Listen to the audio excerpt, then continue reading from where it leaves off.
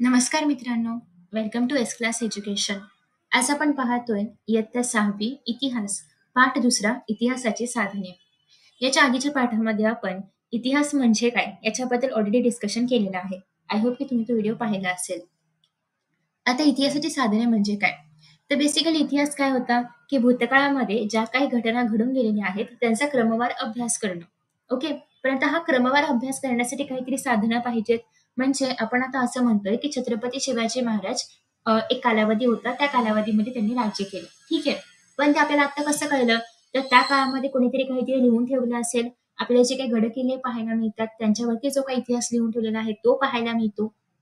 किंवा आपल्याला तलवारी वगैरे सापडलेल्या आहेत किंवा इतर अनेक बऱ्याचशा गोष्टी सापडलेल्या आहेत, की जे हे सांगतात, की त्या काळामध्ये XYZ असेल किंवा कोणताही इतर राज्य असेल, तर ते होऊन गेलेले होते. ठीक आहे. सो बेसिकली या ज्या काही गोष्टी आहेत किंवा ही जी काही साधने आहेत, त्याला आपण म्हणतो इतिहासाची साधने. सो बेसिकली इतिहासाचा अभ्यास करण्यासाठी ॲज अ पुरावा जी काही साधनं आपल्याला मिळत आहेत, त्याला आपण म्हणणार आहोत इतिहासाची साधनं. ठीक आहे. आता मग हे 3 प्रकारचे आहेत. सगळ्यात पहिल्यांदा हे भौतिक साधने आहेत, लिखित साधने आहेत, मौखिक साधने आहेत. ठीक आहे. भौतिक साधने म्हणजे काय? ज्या काही वास्तू आहेत, ज्या काही वस्तू आहेत, गड-किल्ले ज्याला आपण म्हणतोय, हे सगळे आहेत भौतिक साधने. नेक्स्ट आहे लिखित साधने. जे काही ग्रंथ आपल्याला पाहायला मिळतात, लिहून ठेवलेलं जेही काही पाहायला मिळतं, पत्रव्यवहार वगैरे असतील, हे सगळे आहेत लिखित साधने. आणि मौखिक साधने म्हणजे काय? तर पोवाडे वगैरे आहेत. त्याच्याद्वारे पण आपल्याला छत्रपती शिवाजी महाराजांचा इतिहास कळतो किंवा इतर कोणत्याही राज्यकर्त्याचा इतिहास कळतो. सो हे जे काही आहे किंवा ओव्या वगैरे असतील, हे सगळं झालं मौखिक साधने. म्हणजे काहीतरी मौखिक पद्धतीने काहीतरी बोलण्याच्या पद्धतीतून एका पिढीकडून दुसऱ्या पिढीकडे ते सांगितलं जातंय. ठीक आहे. आता हेच आपण डिटेलमध्ये पाहणार आहोत.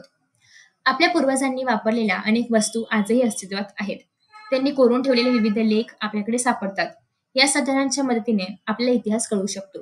याशिवाय चालीरीती असतील, परंपरा आहेत, लोककला आहेत, लोकसाहित्य आहेत, ऐतिहासिक कागदपत्रे आहेत, यांच्या आधारे आपल्याला इतिहास कळतो. आणि या सर्वांना इतिहासाची साधने असं म्हणतात. इतिहासाची साधने 3 प्रकारची असतात. भौतिक साधने आहेत, मौखिक साधने आहेत आणि लिखित साधने आहेत. आता आपल्या खाली एक सांगा पाहू म्हणून बॉक्स आहे, तो आधी आपण बघूया. लेणी, किल्ले, स्तूप या वस्तूंना भौतिक साधने असं म्हणतात. याशिवाय अजून कोणती इतर भौतिक साधने आहेत? तर तेच आता आपण इथे पुढे पाहणार आहोत. तर आपण आधी इथे पाहूया आणि मग तुम्हाला उत्तरे मिळेलच. सो भौतिक साधने. दैनंदिन जीवनामध्ये माणूस विविध प्रकारच्या वस्तू वापरत असतो. पूर्वीच्या माणसांनी वापरलेल्या अनेक वस्तू आज आपल्याला महत्वाची माहिती देऊ शकतात. पुरातन वस्तूमधील खापराच्या तुकड्यांचे आकार, रंग, नक्षी यांवरून ही भांडी कोणत्या काळामधली असावीत याचा अंदाज बांधता येतो. खापरा म्हणजे काय किंवा खापर म्हणजे काय? एखादं मातीचं भांडं आहे. ते सपोज फुटलं तर त्याचे जे काही तुकडे-तुकडे बनतात, त्याला आपण म्हणतो खापरा किंवा ते खेळतात पण बऱ्याचदा खापरा असं. सो बेसिकली त्याच्यावरती आता अर्थात मातीच्या भांड्यावरती नक्षी काढली असणार. ते फुटलं तरी त्या नक्षी त्या त्या खापरांवरती किंवा त्या तुकड्यांवरती राहणारच आहे. तर त्या नक्षी बघून पण आपण हे ओळखू शकतो, की ही भांडी कुठल्या काळामधली असावीत, कुठल्या प्रदेशामधली असावीत. ठीक आहे. नेक्स्ट आहे दागदागिने आणि इतर वस्तूंवरून मानवी समाजाच्या परस्परांसंबंधीची माहिती मिळते. धान्य, फळांच्या बिया आणि प्राण्यांची हाडे यावरून माणसांच्या आहाराची माहिती मिळते. म्हणजे त्या काळामध्ये माणूस कशा प्रकारचे आहार घेत होता, तर हे आपल्याला कळतं. कारण ती हाडे अजूनही असणार आहेत, त्याचे अवशेष अजूनही असणार आहेत. त्यासोबतच वेगवेगळ्या काळामध्ये माणसाने बांधलेल्या घरांचे आणि इमारतींचे अवशेष सुद्धा सापडतात. आणि याशिवाय नाणी, मुद्राही सापडतात. आणि या नाण्यांवरून, या मुद्रांवरून त्याच्यावरती जी काही चित्र काढलेली आहेत, जी काही माहिती लिहिलेली आहे, त्याच्यावरून आपल्याला इतिहासामधल्या बऱ्याचशा गोष्टी कळतात. या सर्वांच्या सहाय्याने मानवी व्यवहाराची माहिती मिळते. या सर्व वस्तू आणि वास्तू किंवा त्यांचे अवशेष यांना इतिहासाची भौतिक साधने असं म्हणतात. ठीक आहे. माहीत आहे का तुम्हाला? धान्याचे कण फार काळ टिकत नाहीत. त्यांना कीड लागते, त्यांचा भुगा होतो. हे सगळ्यांना माहिती आहे. पण प्राचीन काळामध्ये धान्याचे पीठ करण्याआधी ते धान्य भाजत असत आणि मग ते भरडत असत. धान्य भाजताना त्याचे काही कण अधिक भाजले गेले किंवा जळले तर ते टाकून दिले जातात आणि असे जळके कण वर्षानुवर्षे टिकून राहतात. म्हणजे आपण साधे जर आपले धान्याचे कण घेतले, ते खूप दिवस ठेवले, तर मॉइश्चर वगैरे पकडून ते खराब होऊ शकतात किंवा त्याला कीड लागते. पण जर आपण तेच धान्य खूप भाजलं म्हणजे खूप भाजलं म्हणजे आपण भाजताना काही दाणे खूप भाजले जातात मोस्टली. तर ते जे काही भाजलेले धान्य आहेत, तर त्याला मॉइश्चर वगैरे पकडत नाही किंवा ते खराब होत नाहीत. मग हे फेकून दिलेले जे काही दाणे आहेत, तर ते आपल्याला सापडतात. त्याच्यावरून आपण म्हणजे अजूनही ते दाणे आपल्याला सापडू शकतात. त्याच्यावरून आपण हा अंदाज बांधू शकतो, की त्या काळामध्ये लोक असं धान्य म्हणून काय खात होते किंवा त्यांच्या आहाराची पद्धत कशी होती, त्यांचा आहार कसा होता, याची माहिती आपल्याला मिळू शकते. ठीक आहे. आणि त्याची प्रयोगशाळेमध्ये तपासणी केली, तर ते कोणत्या धान्याचे कण वगैरे आहेत, हे पण आपण ओळखू शकतो. तर हे बघा, खापराचे तुकडे असे असतात, मटका वगैरे तुटल्यानंतर किंवा ती भांडी तुटल्यानंतर त्याच्यावरती नक्षी आपण असे पाहू शकतो. नाणी वगैरे हे पण भौतिक साधनांमध्येच येतं. मंदिराच्या भिंती, लेण्यांच्या भिंती, शिळा, ताम्रपट, शिळा म्हणजे दगडाचे जे काही दगडावरती काही कोरून ठेवलेलं असतं त्याला आपण म्हणतो शिळा. ताम्रपट म्हणजे तांब्याच्या पत्र्यावरती काही कोरून ठेवलं असेल तर. भांडी, कच्च्या विटा, ताडपत्रे, भुर्जपत्रे इत्यादींवरती कोरलेल्या लेखांचा समावेश हा देखील लिखित साधनांमध्येच होतो. तर या ठिकाणी बघा, शिलालेख आहे, ताम्रलेख आहे. ओके. आता लिखित साधने. अश्मयुगातील माणसाने त्याच्या जीवनातील अनेक प्रसंग आणि भावना चित्रामधून व्यक्त केलेल्या आहेत. हजारो वर्षे उलटल्यानंतर माणसाला लिहिण्याची कला उगत झाली. मग त्याच्या आधी माणूस काय करत होता, तर माणूस चित्र काढून ठेवत होता. त्याला जंगलामध्ये हरिण दिसलं तर हरणाचं चित्र काढलं, बैल दिसला म्हणजे इतर कुठलाही प्राणी दिसला त्याचं चित्र काढलं. तर बेसिकली अशा पद्धतीने तो चित्र काढून ठेवत होता आणि एकमेकांशी त्याच माध्यमातून संपर्क करत होता. पण नंतर त्याला मग लिपी अवगत झाली, मग तो लिहू लागला. ठीक आहे. माणूस सुरुवातीला प्रतीके, चित्रे यांचा वापर नोंदी ठेवण्यासाठी करत असे आणि त्यापासूनच लिपीचा विकास होण्यास हजारो वर्षे जावी लागली. आणि मग या चित्रांच्याच पॅटर्न मधल्या लिपी तयार झाल्या, हळूहळू वेगळ्या लिपी बनत गेल्या आणि मग माणूस लेखन करू लागला. सुरुवातीच्या काळामध्ये खापरे, कच्च्या विटा, झाडांच्या साली, भुर्जपत्रे यांसारख्या साहित्याचा लिहिण्यासाठी उपयोग केला जात होता. अशा प्रकारच्या साहित्यावरती मजकूर एखाद्या अणुकुचेदार साधनाने कोरलेला असे. आता तुम्हाला इथे बघा, कोरलेलं पाहायला मिळते ताम्रपटावरती. कसं कोरलं, तर एखादं असं काहीतरी टोकदार वस्तू असेल, त्याचा त्याने पेन सारखा युज केला आणि त्याने त्याच्यावरती कोरून ठेवलं. ठीक आहे. आता आपण जसं पेन वापरतो तसं त्या काळात त्यांनी एक अंकुशदार वस्तू, ज्याला टोक असेल अशी वस्तू वापरली, की जी या भागात म्हणजे या पत्रावरती घुसू शकते किंवा ज्याच्याने आपण लिहू शकतो. त्या वस्तू वापरल्या आणि त्याने ते लिहिलं. सो अशा प्रकारच्या साहित्यावरील मजकूर एखाद्या अणुकुचीदार साधनाने कोरला जात असे. विविध पद्धतीने लेखन करण्यास सुरुवात झाली. सभोवताली ज्या काही घटना घडत आहेत, दरबारी कामकाजाचे वृत्तांत इत्यादी माहिती लिहून ठेवण्याची पद्धत देखील सुरू झाली. अनेक राजांनी आपल्या आज्ञा, निवाडे, दानपत्रे दगडांवरती किंवा तांब्याच्या पत्र्यांवरती कोरून ठेवलेली आहेत. कालांतराने वाङ्मयाचे अनेक प्रकार निर्माण झाले. धार्मिक, सामाजिक स्वरूपाचे ग्रंथ, नाटके, काव्ये, प्रवास वर्णने तसेच शास्त्रीय विषयांवरील लेखन झाले आणि या साहित्यातून त्या काळामधला इतिहास समजण्यास मदत होतो आणि या साधनांनाच आपण लिखित साधने म्हणतो. आता जर आपल्याला अशी काही ताम्रपत्र वगैरे मिळाली, त्याच्यावरती हे लिहून ठेवलेलं असणार, की त्या काळामध्ये कसं राज्यकारभार व्हायचा, कसे न्यायनिवाडे व्हायचे, तर आपल्याला त्या राज्याच्या काळामधली सगळी माहिती मिळू शकते. आता नेक्स्ट आहे भुर्जपत्रे म्हणजे काय? तर भुर्जपत्र हे भुर्ज वृक्षाच्या सालीपासून बनवले जाते आणि हे जे भुर्ज वृक्ष आहेत तर ते काश्मीरमध्ये आढळतात आणि या सालीवरती लिहिणं याला आपण म्हणणार आहोत भुर्जपत्रे. ठीक आहे. त्याच्यानंतर नेक्स्ट आहे मौखिक साधने. ओव्या, लोकगीते, लोककथा यांसारखे साहित्य लिहून ठेवलेले नसते. आता ओव्या आता आपण लिहून ठेवतो किंवा आता आपल्याला लिहिलेल्या पाहायला मिळतात. बट आधीच्या ओव्या लिहून ठेवलेल्या नसायच्या. बायका सकाळी उठल्यानंतर जात्यावरती धान्य दळायच्या, कारण आधी आपल्यासारख्या गिरणी वगैरे असं काही नव्हतं की जे धान्य दळून द्यायचे असं नव्हतं. प्रत्येकच घरामध्ये जात्यावरती दळण दळलं जायचं. आणि मग अशा केसमध्ये ते काम म्हणजे घरात खूप माणसं असायची, तर इतकं काम करायचं होतं, तर एक जस्ट विरंगुळा म्हणून किंवा ते काम पटकन व्हावं यासाठी, पटकन व्हावं म्हणजे असं आपल्याला वाटतं की आपण गाणी म्हणत म्हणत काम केलं तर पटकन होतं वगैरे. तर मग त्यासाठीच ते एक मनोरंजन म्हणून ओव्या वगैरे रचायच्या आणि त्या म्हटल्या जायच्या. मग आता हे काही कोणी तेव्हा लिहून ठेवत नव्हतं. जस्ट बायका रचायच्या, त्या म्हणायच्या, असं अशा पद्धतीने ते चालायचं. ठीक आहे. तर ते असतील किंवा लोकगीते, लोककथा हे काही लिहून ठेवलं जायचं नाही. आणि ते कोणी बनवलं हे पण माहिती नाही. आता जेव्हा लिहून ठेवतोय तेव्हा आपण खाली कवींचं नाव लिहितोय, कवयित्रीचं नाव लिहितोय. पण आधी असं काही नव्हतं. मग हे कोणी बनवलं, कसं बनवलं हे काहीच माहिती नसायचं. मग एका पिढीकडून दुसऱ्या पिढीकडे हे आजी बोलायची, मग तेच आई बोलायला लागली, मग तेच मुलगी बोलायला लागली. असं करत करत ते पुढे पुढे पास ऑन केलं जायचं. तर अशा साहित्याला मौखिक परंपरेने जतन केलेले साहित्य असं म्हणतात. ओव्या, लोकगीते, लोककला यांसारखे लोकसाहित्याचे प्रकार यांचा त्यात समावेश होतो आणि अशा साधनांना आपण मौखिक साधने म्हणतो. फॉर एक्झाम्पल, या ठिकाणी आपल्याला एक ओवी पाहायला मिळते.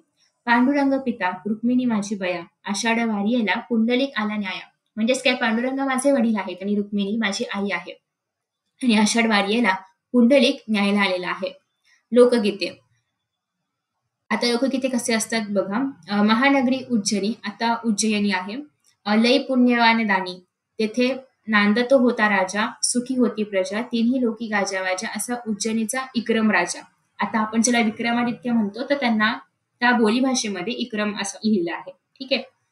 सो तुम्हाला या लोकगीतामधून काय कळलं, की त्या काळामध्ये उज्जैनी नावाचा एक प्रदेश होता, एक महानगर होतं आणि त्या महानगराचा राजा होता तो म्हणजे विक्रमादित्य. म्हणजे एका लोकगीतामधून तुम्हाला एवढी सगळी माहिती मिळाली. ठीक आहे.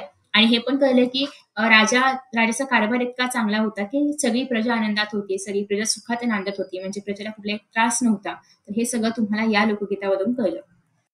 आता पुढे आपल्याला छान असा एक तक्ता वगैरे बनवून दिलेला आहे, की प्राचीन भारताचा इतिहास, लेखनाची साधने. पहिला आहे भौतिक साधने. याच्यामध्ये वस्तू काय काय आहेत, तर गुहाचित्रे म्हणजे गुहांमध्ये जे काही आदिमानवांनी काढलेली चित्र होती, तर ती चित्रे आहेत. मातीची भांडी आहेत, मातीची शिल्पे आहेत, मणी आहे, रत्ने आहेत, दागदागिने आहेत, दगडी शिल्पे आहेत, धातूंच्या वस्तू आहेत, नाणी आहे, शस्त्र आहेत. हे सगळं येणार आहे भौतिक साधनांमध्ये. आता वास्तूंमध्ये काय काय येतंय, तर गुहा. आता काही ठिकाणी अशा गुहा पण असतात, की ज्या खूप पूर्वीपासूनच्या आहेत. ठीक आहे. घरे खूप पूर्वीपासूनची आहेत, त्यांना आपण म्हणतो वास्तू. स्तूप आहेत, लेणी आहेत, मंदिरे आहेत, चर्च, मशिदी, स्तंभ, हे सगळं कशामध्ये येणार आहे, वास्तूमध्ये. आता पुढे आहे ते म्हणजे लिखित साधने. हडप्पा लिपीतील लेख असतील, वैदिक साहित्य आहे, मेसोपोटेमियातील इष्टिका लेख आहेत, महाभारत रामायण यांच्या हस्तलिखित पोथ्या सापडलेल्या आहेत, जैन बौद्ध साहित्य, ग्रीक इतिहासकार आणि प्रवाशांचे लेखन, चिनी प्रवाशांची प्रवास वर्णने, व्याकरण ग्रंथ, पुराण ग्रंथ, कोरीव लेख, हे सगळं कशामध्ये येतं, लिखित साधनांमध्ये येतं. ठीक आहे. आता पुढे आहे मौखिक साधने. प्राचीन भारतातील मौखिक परंपरेने जपलेले वैदिक, त्यासोबत वैदिक असेल किंवा बौद्ध असेल, जैन असेल, हे साहित्य आता आपल्याकडे लिखित स्वरूपामध्ये उपलब्ध आहे. ठीक आहे. त्याचे रूपांतर आता लिखित स्वरूपामध्ये झालेलं आहे. तरी त्यांच्या पठणाची परंपरा अजूनही सुरू आहे. मौखिक स्वरूपातील त्यांच्या साहित्याचा उपयोग जेव्हा इतिहास लेखनासाठी केला जातो, तेव्हा त्याचा समावेश मग नंतर लिखित साधनांमध्ये होतो. ठीक आहे. कुठलंही साहित्य जेव्हा आपण लिहितो, तेव्हा ते लिखित साधनांमध्ये येतं. आता पुढे असं आहे प्राचीन भारताच्या इतिहासाची साधने. अश्मयुगीन काळापासून इसवी सनाच्या 8व्या शतकापर्यंतचा कालखंड हा भारताच्या इतिहासाची प्राचीन कालखंड मानला जातो. आता भारतातील जो काही कालखंड आहे, अश्मयुगीन काळापासून ते इसवी सनाच्या 8व्या शतकापर्यंत, हा जो पूर्ण कालखंड आहे त्याला आपण म्हणतो प्राचीन कालखंड. त्याच्यानंतरच्या कालखंडाला आपण म्हणतो मध्ययुगीन आणि मग आधुनिक. ठीक आहे. आणि मग भारतातील अश्मयुगाविषयीची माहिती पुरातत्वीय उत्खनातून मिळते. उत्खनन म्हणजे काय, असं शोध घेत जाणं, आर्किओलॉजी डिपार्टमेंटचं काम असतं हे. काहीतरी ज्या ठिकाणी पुरावा मिळेल त्या ठिकाणी खोदणं असेल, उत्खनन करणं असेल. फॉर एक्झाम्पल, ज्या ठिकाणी हडप्पा संस्कृतीचे अवशेष मिळाले, त्याच्या आसपासचा भाग त्यांनी खोदून पाहिला, की तिथे अजून काही पाहायला मिळतंय का, अजून काही अवशेष मिळत आहेत का. सो हे सगळं कशामध्ये येतं, उत्खननामध्ये येतं. आणि त्या काळात लिपीचा विकास झाला नव्हता. इसवी सन पूर्व 1500 पासूनच्या प्राचीन इतिहासाविषयीची माहिती वेद वाङ्मयातून मिळते. सुरुवातीस वेद हे लिखित नव्हते, ते मुखोद्गत करण्याचे तंत्र प्राचीन भारतीयांनी विकसित केले. म्हणजे आता आपल्याला ऋग्वेद, सामवेद असे बरेचसे वेद लिखित पाहायला मिळतात. आधी असं नव्हतं. आधी लोक ते पाठ करायचे. म्हणजे तुम्ही पाहिलं असेल, की पूर्वी कसं असायचं, की मुलं जे आहेत ते गुरूंकडे शिक्षण घेण्यासाठी जायचे आणि गुरु जे काही सांगायचे ते लोक लिहून नाही घ्यायचे, ते लोक पाठ करायचे. ठीक आहे. सो त्याला आपण म्हणतो मुखोद्गत अशी पद्धत तेव्हा अस्तित्वात होती. कालांतराने वेदांचे लेखन झाले आणि मग वेद वाङ्मय व त्यानंतर लिहिले गेलेले साहित्य हे प्राचीन भारतीय इतिहासाचे एक महत्वाचे साधन आहे. आणि हे जे काही प्राचीन, एक मिनिट, हे कशामुळे हायलाइट झाले याला आपण जर इरेज करून टाकूया.